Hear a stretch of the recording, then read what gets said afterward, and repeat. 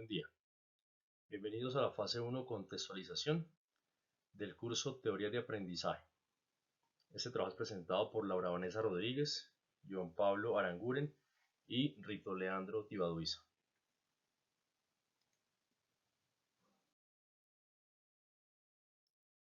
Del libro Los 7 saberes necesarios para la educación del futuro, hemos extraído las ideas principales que pueden sacarse de este texto y que iluminarán nuestra reflexión acerca de la educación del futuro.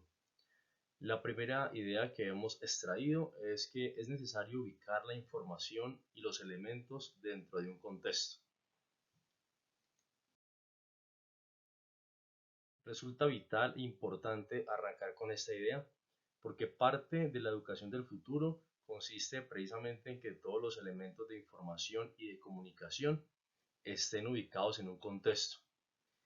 Y esto porque el conocimiento aislado no permite una profundización seria ni precisa acerca de la realidad de lo que se estudia.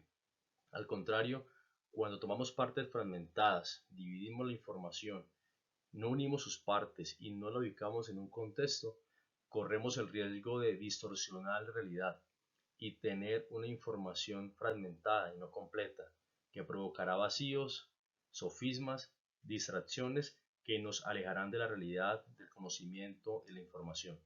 Por eso es importante que toda la información que nosotros podamos recibir, que podamos tener, que podamos investigar, la llevemos a un contexto para conocer de dónde surgen, dónde se origina y también poder analizar hacia dónde se puede dirigir. En esta parte es importante y subrayo y suscribo una frase que la lectura nos trae de la autora Claude Bastién, que indica: la evolución cognitiva no se dirige hacia la elaboración de su conocimiento cada vez más abstracta, sino por el contrario hacia una contextualización. Es decir, que toda la evolución del conocimiento tiene que llegar y buscar ir a un contexto, ubicarse en un contexto. Los 7 saberes necesarios para la educación del futuro. La segunda idea es, al enseñar, tener en cuenta las diversas interpretaciones que se le infligen al conocimiento concebido, error e ilusión. La reflexión de esta idea es que a la hora de enseñar se ha de tener en cuenta las diversas interpretaciones que se le puede atribuir al conocimiento adquirido, pues todos percibimos de manera diferente y es donde puede existir el error y la ilusión, que conlleva al error intelectual, que se debe a nuestra subjetividad a la hora de concebir el conocimiento. Esto quiere decir que cuando le enseñamos a alguien, nosotros podemos saber lo que dijimos, pero no sabemos lo que el otro entendió. Entonces tenemos que tener en cuenta esa subjetividad que existe entre los seres humanos.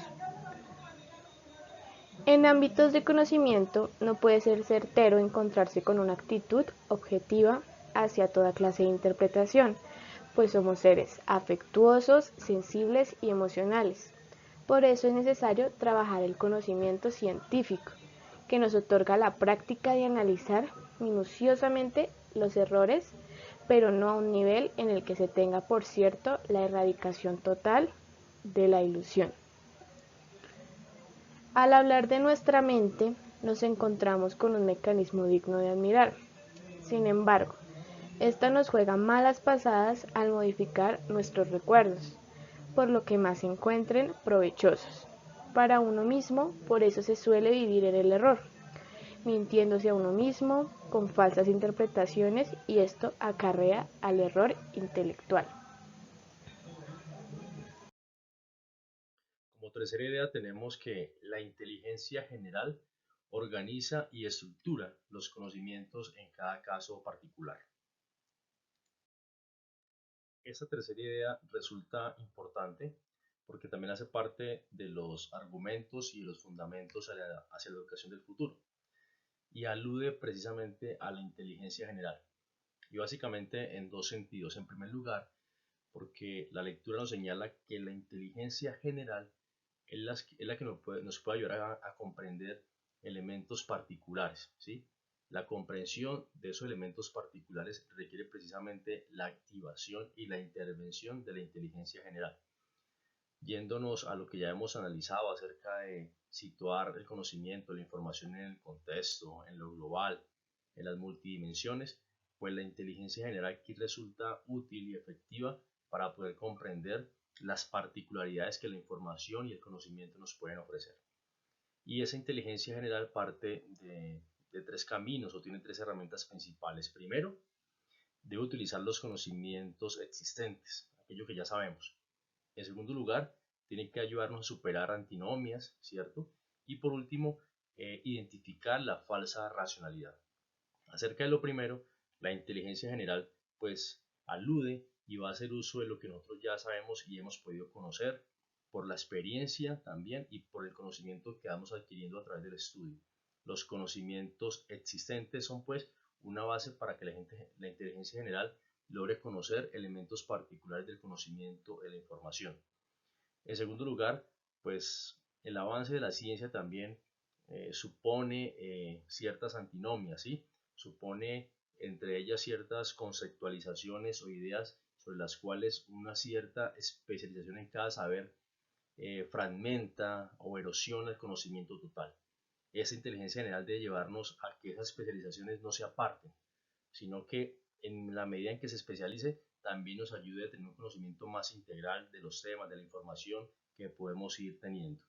Y no menos importante, la tercera idea es superar o identificar una falsa racionalidad que hoy día está presente y latente en muchos ámbitos del conocimiento y del saber, ¿sí?